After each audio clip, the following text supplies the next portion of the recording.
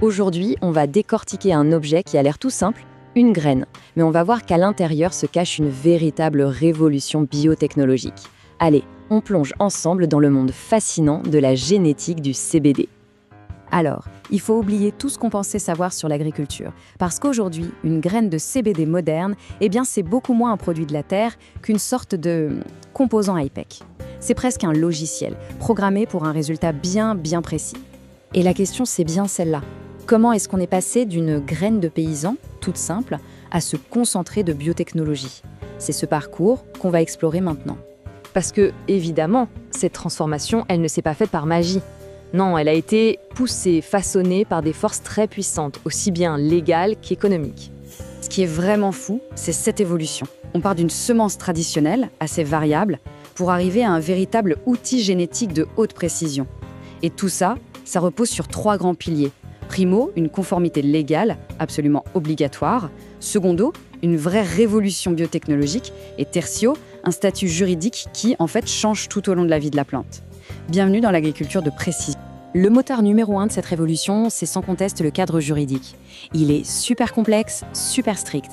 On peut le voir un peu comme le système d'exploitation de cette nouvelle technologie, celui qui dicte absolument toutes les règles du jeu. Et ça, c'est un point essentiel à comprendre. Pour la loi, la graine, le jeune plant qui germe et la plante adulte, ce sont 3 choses complètement différentes. C'est un peu un cycle de vie de la légalité. Ça veut dire qu'un objet parfaitement légal peut devenir illégal en quelques jours à peine s'il n'est pas géré pile comme il faut. C'est une pression énorme pour les producteurs. Alors décortiquons ce parcours. Au départ, la graine. Elle peut être vendue librement, presque comme un objet de collection. Mais attention, dès qu'elle germe, on change de monde. On entre dans un domaine très réglementé, réservé aux agriculteurs déclarés. Et enfin, la plante elle-même, une fois adulte, est contrôlée de très près. Et le point crucial, le voilà, c'est ce chiffre. Moins de 0,3% de THC. Ça, c'est la contrainte absolue, le Graal, l'objectif ultime que toute l'ingénierie génétique doit atteindre et surtout garantir. Tout, absolument tout, le développement technologique tourne autour de ce seuil. D'accord, mais alors comment les scientifiques ont-ils réussi à relever ce défi fou de rester sous ce seuil légal tout en améliorant les rendements?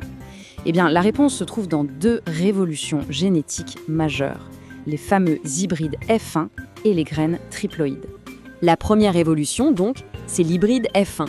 Pour faire simple, on prend 2 parents avec des caractéristiques très pures et très stables, on les croise et leur première génération d'enfants, elle hérite du meilleur des 2 mondes, avec en prime une vigueur assez exceptionnelle. Pour l'agriculture commerciale, les avantages sont juste énormes. On a cette vigueur hybride, c'est-à-dire que ça pousse plus vite, plus fort. Mais surtout, on obtient une uniformité totale. Chaque plante est la jumelle de sa voisine. Et ça garantit des récoltes prévisibles et bien sûr la conformité légale. C'est la clé. La deuxième révolution, elle, va encore un cran plus loin. Là, c'est un peu plus technique. En croisant une plante qu'on a modifiée pour qu'elle ait 4 jeux de chromosomes, avec une plante normale qui en a 2, on obtient une graine dite triploïde, avec 3 jeux. La conséquence directe, et c'est voulu, c'est qu'elle est stérile. Et ça, c'est une innovation de rupture.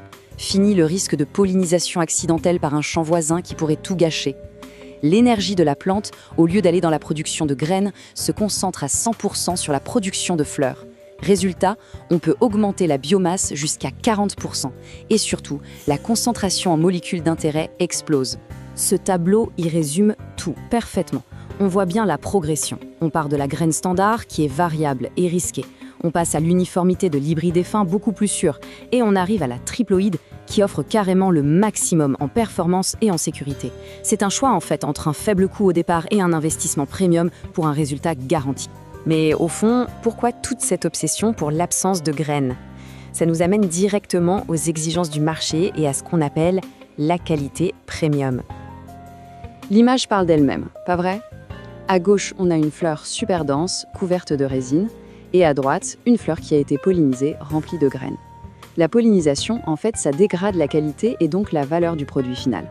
Toute l'énergie de la plante est détournée vers la reproduction au lieu de faire de belles fleurs. Le mot-clé à retenir, c'est celui-là, Sinsemilia. C'est la norme d'excellence, le standard de qualité que tout le marché des fleurs de CBD recherche. Et la technologie triploïde, c'est tout simplement la solution génétique ultime pour garantir ce résultat à 100%. Alors oui, évidemment, ces graines high-tech ont un coût. Mais il ne faut pas voir ça comme une dépense, plutôt comme un investissement.